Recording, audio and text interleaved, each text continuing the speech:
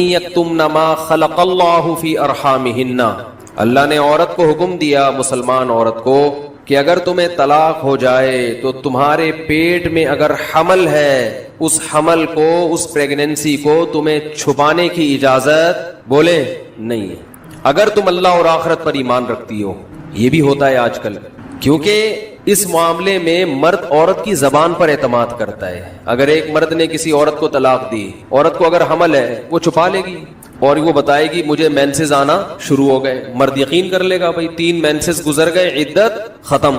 کسی اور مرد سے نکاح کرے گی، اس کو بتائے گی بھائی میری عدت پوری ہو گئی ہے، اس بات کا امکان ہے کہ وہ بچہ کسی اور مرد کے کھاتے میں ڈال دے۔ مرد تو نہیں دیکھ رہا کہ واقعی عدت ختم ہوئی ہے، یہ تو یہ عورت جانتی ہے اور اللہ جانتا ہے۔ تو اس معاملے میں اللہ نے حکم دیا عورت کو کہ وہ خیانت بولے نہیں کرے۔ مردوں کو اللہ نے حکم دیا کہ جب بھی کسی عورت کو تم طلاق دو گے تو اس کا مال چھیننے کی تمہیں اجازت نہیں ہے۔ لا یحل لکم ان تأخذوا مما آتیتموہن شیئا، جو کچھ اس کو دیا ہے نا شادی سے پہلے، ایک دھیلا بھی واپس لینے کی اجازت بولو نہیں۔ آج جہیز بھی جو وہ اپنے گھر سے لائی ہے نا وہ بھی ہتھیا لیتے ہیں، اپنے دیے ہوئے گفٹ تو واپس لیتے ہی ہیں، جو وہ اپنے گھر سے لائی ہے وہ بھی ہتھیا لیتے ہیں۔ یہ سارے قرآن کے احکام ہیں جس کی آج دھجیاں اڑائی جا رہی ہیں، کیونکہ ان احکام کا لوگوں کو علم ہی نہیں ہے۔ لوگ محرم میں کربلا، ربیع الاول میں جو مخصوص بیانات ہوتے ہیں وہ یعنی سیزن وائز چل رہے ہوتے ہیں۔ ہم لوگ جو پریکٹیکل لائف ہے ہماری، عملی زندگی ہے، جس کے لیے پیغمبر صلی اللہ علیہ وسلم کو بھیجا گیا معاشرے کی اصلاح کے لیے، اللہ کے حقوق سکھانے کے لیے اور ایک دوسرے کے حقوق سکھانے کے لیے، اس پریکٹیکل لائف کی طرف ہماری توجہ نہیں ہے۔ ہم دوسری چیزوں میں زیادہ لگ گئے ہیں، بس وہ جوشیلی تقریریں، لوگوں کو رلانا دھلانا، یہ کام رہ گیا، بہت سو کا، سب کا نہیں۔ اہل حق ہر دور میں رہیں گے۔ تو اللہ نے حکم دیا کہ ڈیورس کے بعد آپ کو عورت سے کچھ لینے کی اجازت بولو نہیں ہے۔ ہاں، خلا کی صورت میں مہر واپس لے سکتے ہو۔ خلا یہ ہوتا ہے کہ مطالبہ عورت کی طرف سے ہو طلاق کا، آپ تو نہیں دینا چاہتے، اچھی بھلی زندگی گزر رہی ہے، اسی کو دماغ خراب ہو رہا ہے اس کا، نہیں مجھے نہیں رہنا۔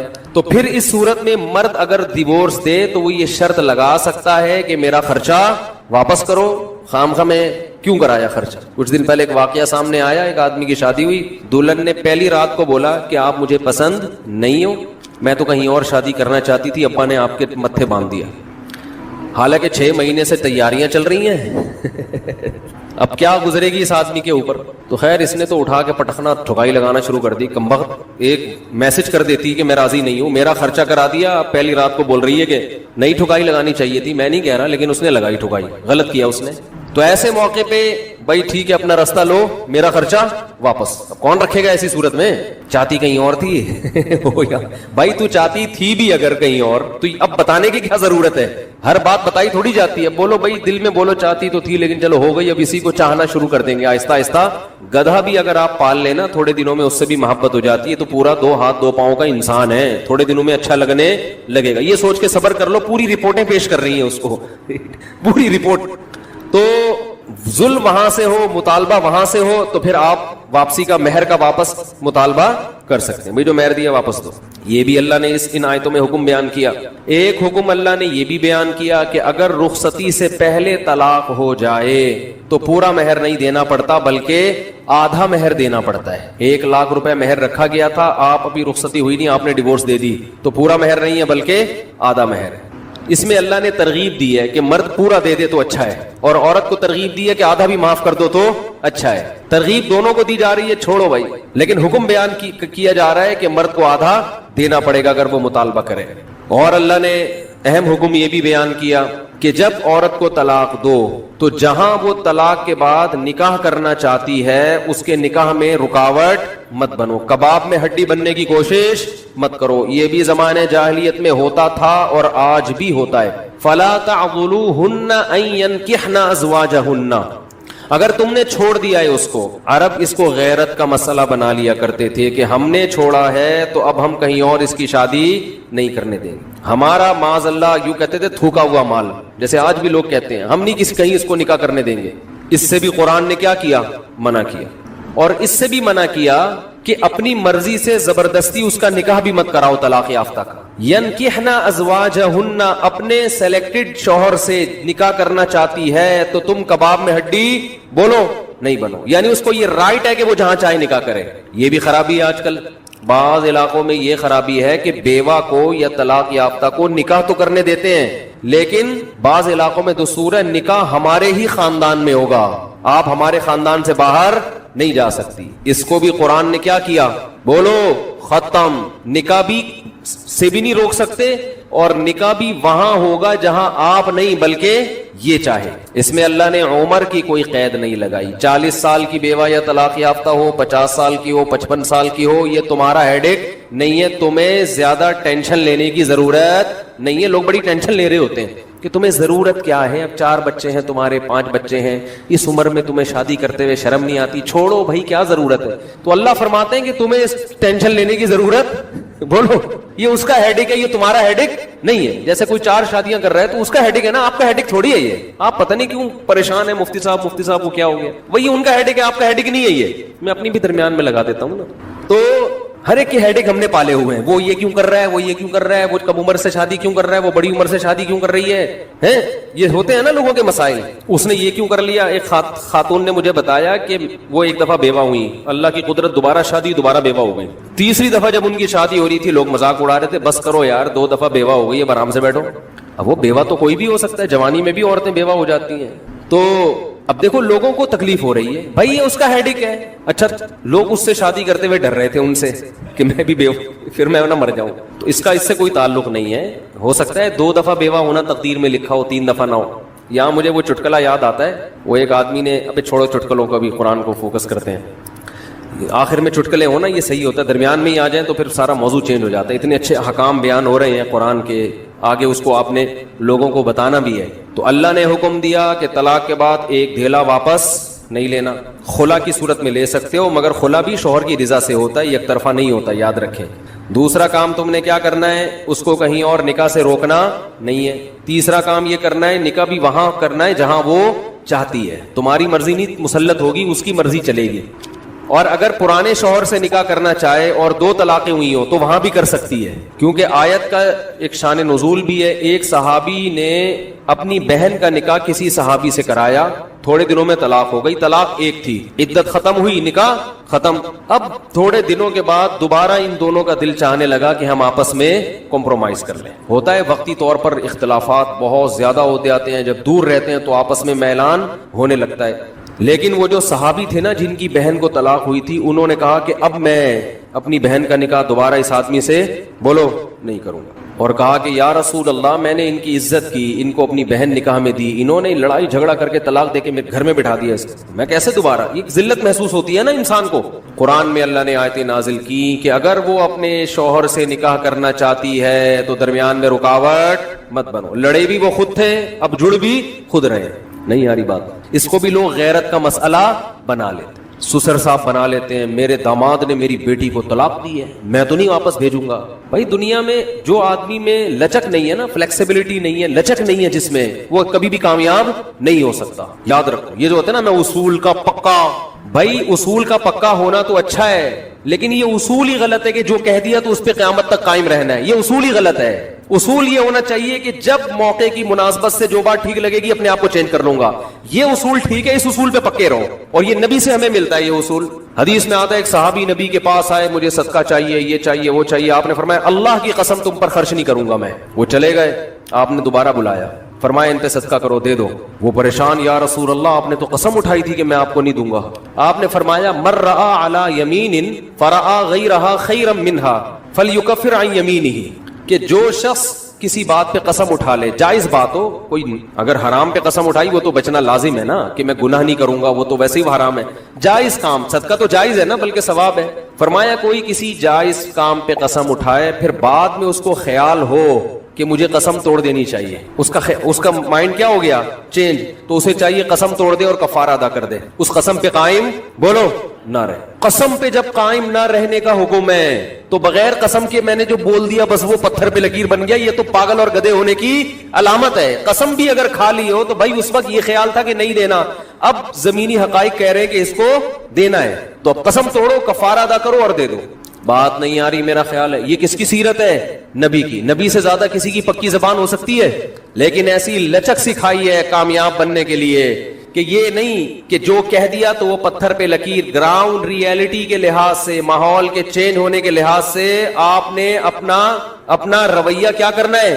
چینج کرنا ہے. اس وقت آپ کی رائے یہ تھی، اب آپ کی رائے وہ ہے. کیونکہ زمینی حقیقت بھی چینج ہوتی ہے اور انسان کی نالج بھی چینج ہوتی ہے اور انسان کی رائے بھی چینج ہوتی. بعض دفعہ نالج چینج نہیں ہوتی، انسان تانے بانے ملا کے ایک رائے قائم کرتا ہے، بعد میں جب اور گہرا سوچتا ہے تو اسے لگتا ہے کہ وہ رائے ٹھیک نہیں تھی، تو وہ اسٹیٹمنٹ اس کا کیا ہو جائے گا؟ چینج. کوئی بات نہیں، دن میں 100 دفعہ چینج ہو جائے. ناکام وہ ہے جو کہہ دیا تو اڑ گیا، بس کچھ بھی ہو جائے. اب دیکھو، ایک آدمی آپ کو مستحق نظر نہیں آ رہا تھا، آپ نے کہا اللہ کی قسم تجھے میں صدقہ نہیں دوں گا، تو فراڈی ہے. بعد میں پتا چلا نہیں فراڈی نہیں ہے، آپ کو نہیں، میں نے تو بول دیا تھا میں نہیں دوں گا. بھائی اب فراڈی ہونے کی بیس پہ نہیں دے رہے تھے تو اب پتا چل گیا یہ فراڈی نہیں ہے. بعض دفعہ پہلے بھی پتا تھا فراڈی نہیں ہے، اب بھی پتا ہے نہیں ہے، لیکن پہلے خیال تھا کہ نہیں دینا چاہیے، اب خیال ہے کہ دے دینا چاہیے، تو رائے چینج کر لو. بہت مشکل ہے. اور گھریلو جھگڑوں میں تو میاں بیوی کی طبیعت میں اگر لچک نہیں ہے نا، 4 دن بھی ان کا رشتہ نہیں چل سکتا. یہ تو مجھ سے ابھی لکھوا کے سگنیچر انگوٹھے لگا لو، جیسے سبزی والے نے ٹھپے لگائے تھے انگوٹھے لے کے گھوم رہا ہوں. لیکن آپ انگوٹھے نہیں، آپ مجھے پکڑ لینا، میں کہاں بھاگوں گا. وہ جب بھی انگوٹھے کی بات آتی ہے مجھے وہ سبزی والا یاد آتا ہے جس کو میں نے بزنس کے لیے پیسے دیے تھے اور اس نے ایمانداری میں اسٹیمپ پیپر پہ اپنے انگوٹھے لگا کے دیے تھے. جب وہ پیسے لے کے بھاگا تو 3 سال میں نے وہ انگوٹھے سنبھال کے رکھے. اب لوگ مجھے کہتے ہیں نا وہ فلاں آدمی کو میں اتنے کروڑ روپے دے رہا ہوں تو اتنا ایماندار ہے، میں تو اسٹیمپ پیپر پہ لکھوا رہا ہوں اور انگوٹھے بھی لگوا رہا ہوں. میں کہتا ہوں یہ انگوٹھوں کا تذکرہ میرے سامنے مت کیا کرو، انگوٹھوں سے کچھ بھی نہیں ہوتا. بندہ اگر 2 نمبر ہے، اسٹیمپ پیپر بکری کو کھلا دینا، کسی کام کا نہیں ہے یہ اسٹیمپ پیپر، عدالت سے بھی نہیں نکلوا سکتے. سمجھتے ہو؟ لکھوایا کرو ضرور، لیکن اس سے ہوگا کچھ بھی نہیں. عدالت انگوٹھا دیکھ کے بولے گی بس ٹھیک ہے انگوٹھا، اب انگوٹھے کو پکڑ کے جیل میں ڈال دو، بس انگوٹھے کو دیے تم نے پیسے. بندہ تو پکڑائی میں آئے گا ہی نہیں، آ بھی گیا تو کچھ بھی نہیں کر سکتے. عدالت کہے گی دیے کیوں تھے؟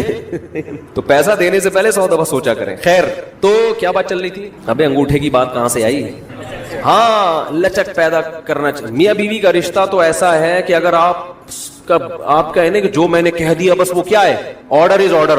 تو بھائی اس کا مطلب آپ میدان جنگ میں کھڑے ہوئے ہیں، دشمن کی فوجیں آپ کے سامنے اور آپ ایک فوج کی کمانڈ کر رہے ہیں کہ گولی چلانے کا آرڈر دیا تو کیا کرنا ہے؟ یہ گھر ہے، یہ میدان جنگ بولو نہیں ہے. یہاں آپ کا اسٹائل یہ ہونا چاہیے، آپ نے بیوی کو آرڈر دیا.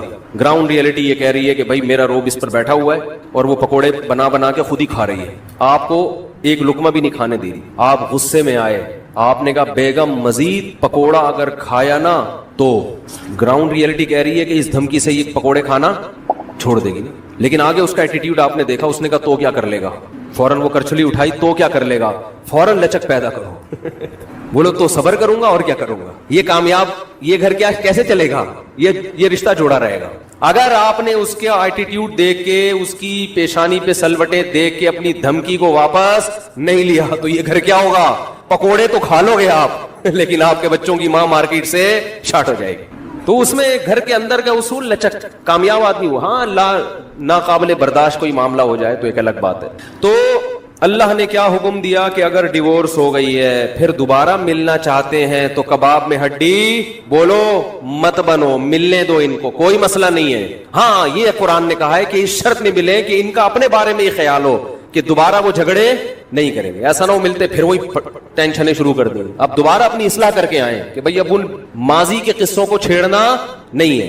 لیکن یہ 1 یا 2 طلاقوں کے بعد ہے، 3 طلاق کے بعد نہیں مل سکتے جب تک کہ کہیں اور نکاح نہ ہو جائے اس کا. تو خیر قرآن مجید میں اس میں اللہ نے یہ بھی حکم. غسل کے وضو سے نماز پڑھ سکتے ہیں. جو وضو ہم غسل شروع کرنے سے پہلے کرتے ہیں کیا اس وضو سے نماز ہو جائے گی یا غسل کرنے کے بعد نماز پڑھنے کے لیے دوبارہ وضو کرنا ہوگا؟ جاوید صاحب انڈیا سے. اگر آپ نے غسل کرنے سے پہلے وضو کر لیا اور پھر دوبارہ غسل کیا تو ویسے ہی آپ کا وضو ہو گیا، دوبارہ وضو کی ضرورت نہیں ہے. اور اگر آپ نے غسل کرنے سے پہلے وضو نہیں بھی کیا لیکن نہاتے ہوئے اب آپ کے جسم کے چاروں اعضاء دھل گئے، جیسے سر تو دھل ہی جاتا ہے، چہرہ بھی دھل جاتا ہے، بازو بھی اور پاؤں بھی، تو پھر بھی آپ کا وضو ہو گیا تو اس سے بھی آپ نماز پڑھ سکتے ہیں، دوبارہ وضو کرنے کی ضرورت نہیں ہے. لیکن سنت یہی ہے کہ غسل سے پہلے باقاعدہ وضو کیا جائے پھر غسل کیا جائے، تو بہتر یہی ہے. لیکن اگر کسی نے سنت پر عمل نہیں کیا, ڈائریکٹ ویسے ہی نہا لیا, تو بھی خود بخود اس کا وضو ہو جائے گا اور اس کو دوبارہ وضو کرنے کی ضرورت نہیں ہے. کیا غسل کرنے سے بھی وضو ہو جاتا ہے؟ کیا غسل کرنے سے وضو ہو جاتا ہے؟ میں نے اس بارے میں کئی باتیں سنی ہیں. کوئی کہتا ہے ہو جاتا ہے, کوئی کہتا ہے وضو کی نیت کرنا ضروری ہوتا ہے ورنہ نہیں ہوتا, کوئی کہتا ہے وضو الگ سے کرنا چاہیے, نہانے سے وضو نہیں ہوتا. اختر علی سعودی عرب سے. دیکھیں وضو میں 4 اعضاء کا دھونا فرض ہے, چہرے کا اور ہاتھوں کا کونیوں تک, سر کا مسا اور پاؤں ٹخنوں تک. تو غسل کے دوران اگر یہ اعضاء دھل گئے پورے طور پر تو وضو آپ کا آٹومیٹیکلی ہو گیا. تو یہ ہے اصل. باقی سنت عمل یہ ہے, صحیح طریقہ یہ ہے کہ جب غسل کیا جائے تو آپ صلی اللہ علیہ وسلم نے جو غسل کا طریقہ سکھایا, پہلے وضو کریں پھر مکمل غسل کریں, یہ اچھا طریقہ ہے. لیکن اس پر عمل نہیں بھی کیا, ایسے ہی پانی بہا دیا, تو بھی وضو آپ کا آٹومیٹیکلی خود بخود ہو جائے گا, دوبارہ وضو کی ضرورت نہیں ہے.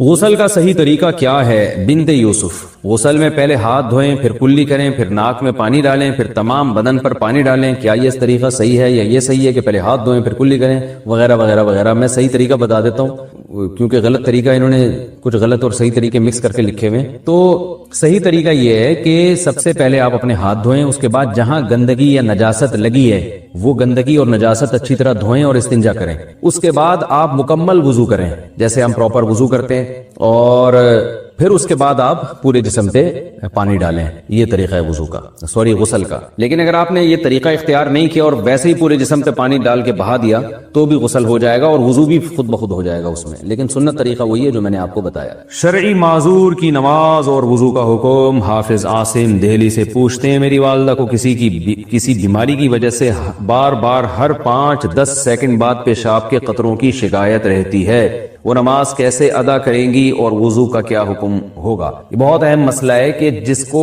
قطرے آنے کی بیماری ہو یا بار بار ہوا خارج ہونے کی بیماری ہو وہ نماز کیسے پڑھے گا. یہ ایسا مسئلہ ہے کہ لوگ بہت خون پیتے ہیں بار بار پوچھ کے, تو یہ بہت اچھی طرح سے سمجھیں اور یہ اچھا ایک کلپ ریکارڈ ہو جائے گا تاکہ ہم آئندہ کوئی بھی یہ مسئلہ پوچھتا ہے تو اسی کلپ کا حوالہ دوں گا میں.